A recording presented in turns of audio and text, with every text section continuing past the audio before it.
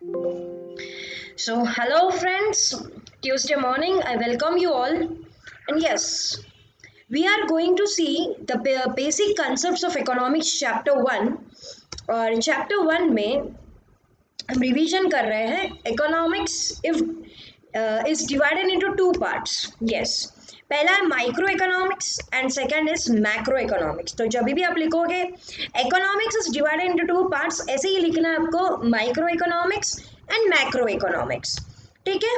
अब now what is micro economics? Micro मतलब small individual part, study of a business, study of individual income, study of individual firm, study of individual industry, industry wages, study of individual industry, its wages, its income, price of a particular product, everything included in microeconomics. So what does definition of microeconomics says?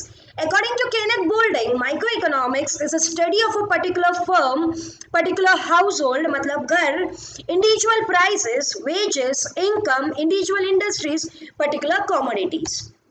Next, wants. अभी basic concepts of macro economics. पहला है wants.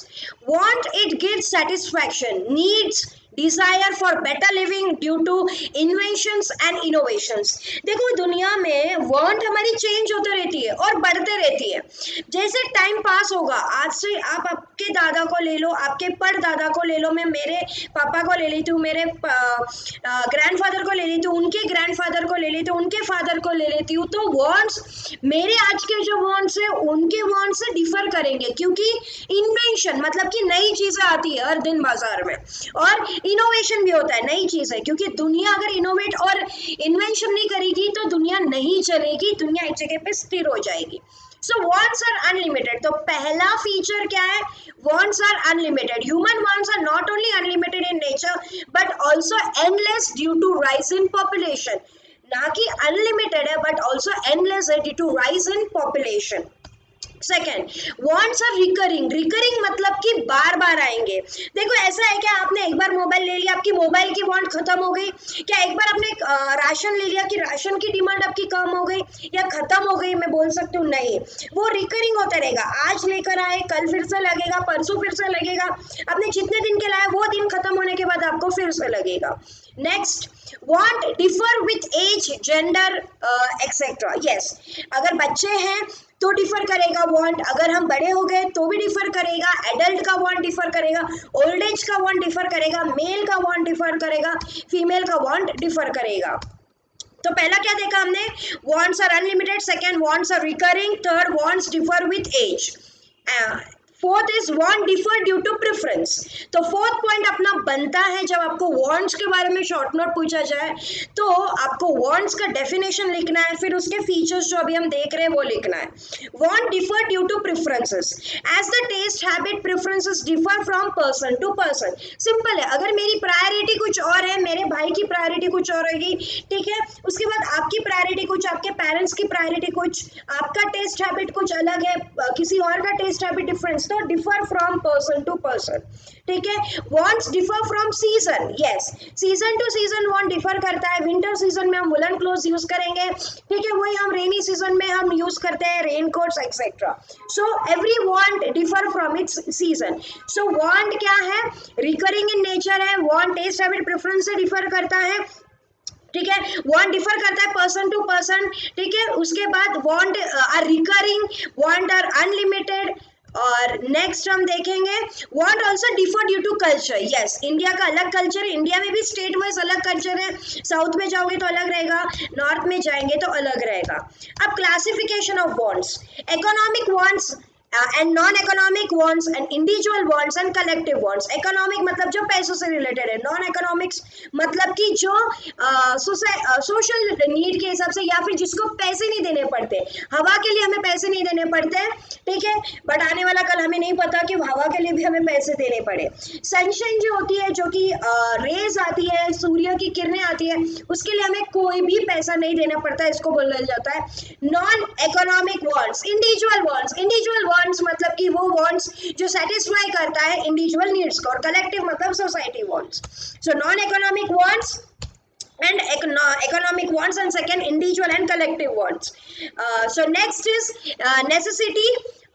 Wants are divided into three types. पहला है necessity goods, third second is comfortable goods and third is luxurious goods. मैंने बताया है पूरी दुनिया ये तीन ही चीज़ों में जो पूरी दुनिया में जो गुड्स बनते हैं तीन ही चीज़ों में आती है. एक तो होगा नेसेसिटी गुड्स, सेकंड होगा कंफर्टेबल गुड्स या थर्ड होगा लग्जरियस गुड्स.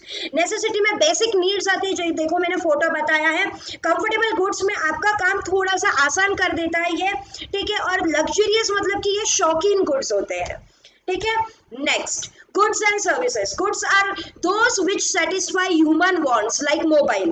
ऐसे goods जो अपने human wants को satisfy करते हैं उसको बोला जाता है goods. And services are intangible. वो दिखाई नहीं देता है बट उसके भी पैसे हम देते हैं. अब यूटिलिटी मतलब कोई चीज़ का यूज, ठीक है, कोई चीज़ का सेटिस्फैक्शन, कोई चीज़ का हैप्पीनेस और कोई चीज़ जो हमारे लिए यूजफुल है. Utility means want satisfying power of a commodity.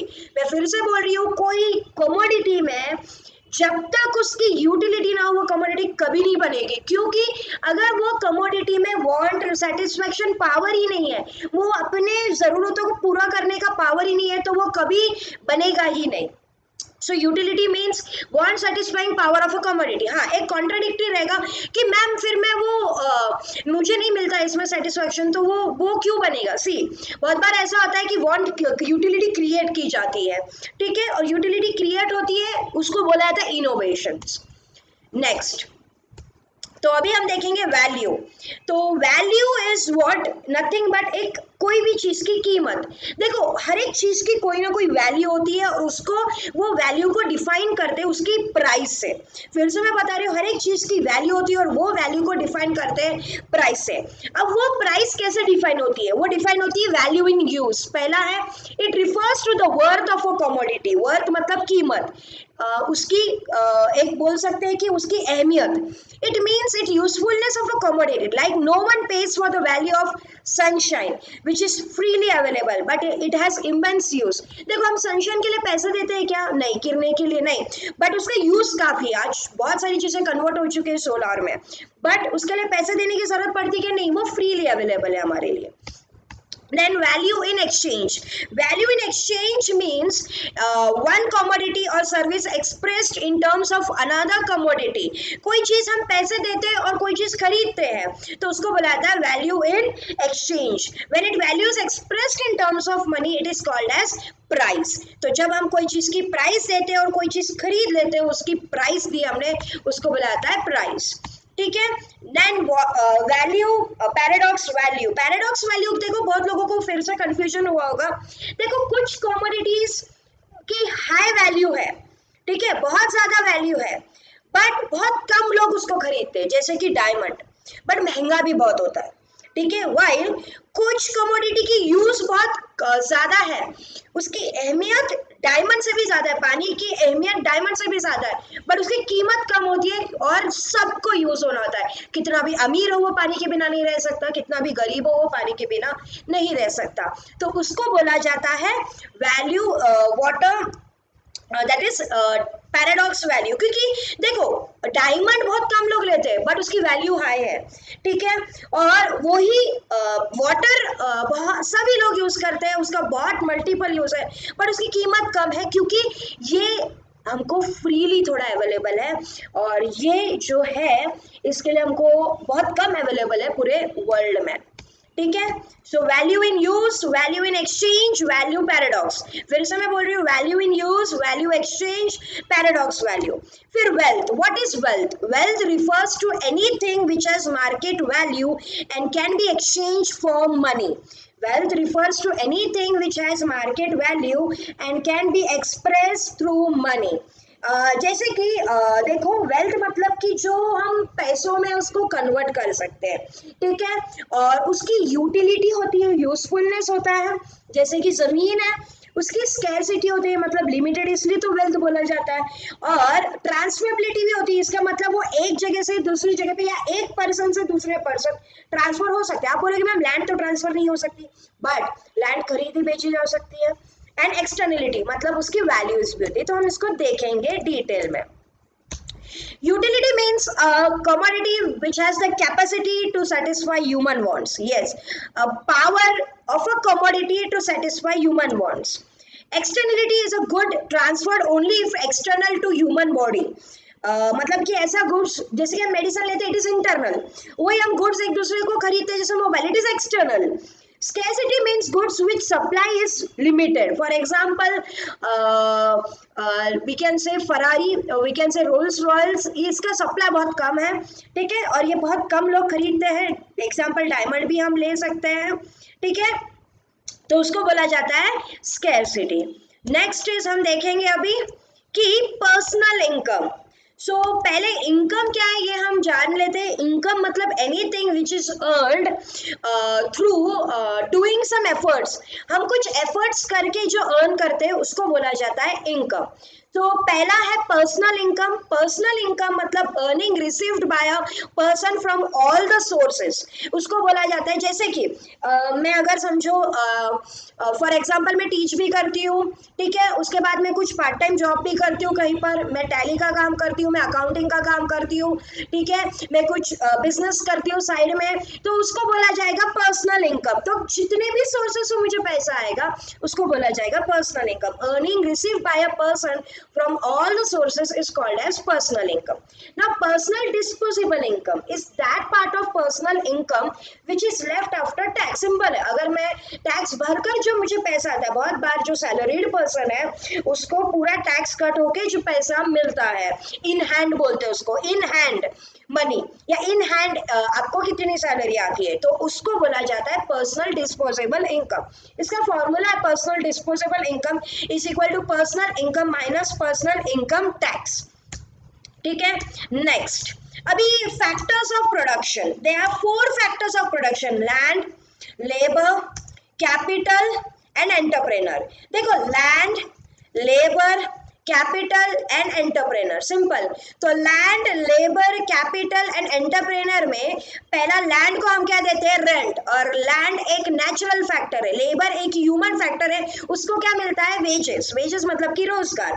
Capital, capital एक तो एंटरप्रेनर या बिजनेसमैन के पास होता है उसका खुद का पर्सनल सेविंग्स है, या फिर वो क्रिएट होता है बाय टेकिंग अ लोन, और उसके ऊपर फिर हमको क्या है, इंटरेस्ट मिलता है. इंटरेस्ट क्यों मिलता है हमें, क्योंकि अगर यही कैपिटल मैं बिजनेस में ना लगाऊं और उसका फिक्स डिपॉजिट करूं बैंक में, तो मुझे 7% तो भी इंटरेस्ट मिलेगा, 7%, ठीक है. एंटरप्रेनर, एंटरप्रेनर को क्या मिलता है, प्रॉफिट मिलता है, क्योंकि इतनी मगजमारी वो करता है, बिजनेस सेटअप करता है, प्रोडक्ट बनाता है, लोगों को मैनेज करता है, कैपिटल लाता है बिजनेस में, तो उसको क्या मिलना चाहिए, उसका कुछ ना कुछ रिवॉर्ड मिलना चाहिए. और वो रिवॉर्ड मिलता है in form of capital and in form of profit, sorry in form of profit और इन form of margin which is kept over product.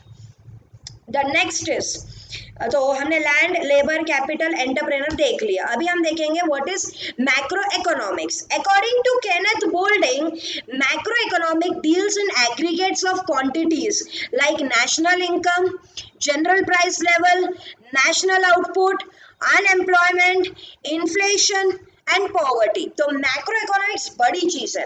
जब हम इंडियन इकोनॉमी सीखते हैं तो हम मैक्रो इकोनॉमिक्स सीखते हैं. हम जब इंडियन का पॉपुलेशन देखते हैं या हम काउंट करते हैं तो हम मैक्रो इकोनॉमिक्स सीखते हैं. हम जब गरीबी देखते हैं हमारे देश की, वो मैक्रो इकोनॉमिक्स होता है. जब हम कोई जनरल बोलते हैं कि प्राइस क्या चल रही है पूरे इंडिया में ये वाले प्रोडक्ट की, तब हम मैक्रो इकोनॉमिक्स बोलते हैं, ठीक है. जब हम इंडिया का पूरा बजट डिस्कस करते हैं तो हम macro economics. So according to Kenneth Boulding, macro economic deals in aggregate of quantities like national income, general price level, national output, inflation, poverty etcetera. तो ये हुआ मैक्रो इकोनॉमिक्स. तो गाइस यहाँ तक अगर आपको कुछ प्रॉब्लम है तो बोलिए. इसके आगे का लास्ट पार्ट हम कल कंटिन्यू करेंगे, और इसके साथ में इंट्रोडक्शन भी दूंगी आपको हमारा आने वाला सेकेंड चैप्टर, ठीक है. काफी इंटरेस्टिंग, काफी इजी और काफी छोटा चैप्टर है. Thank you guys. Till then any problem you have, you feel free to ask me.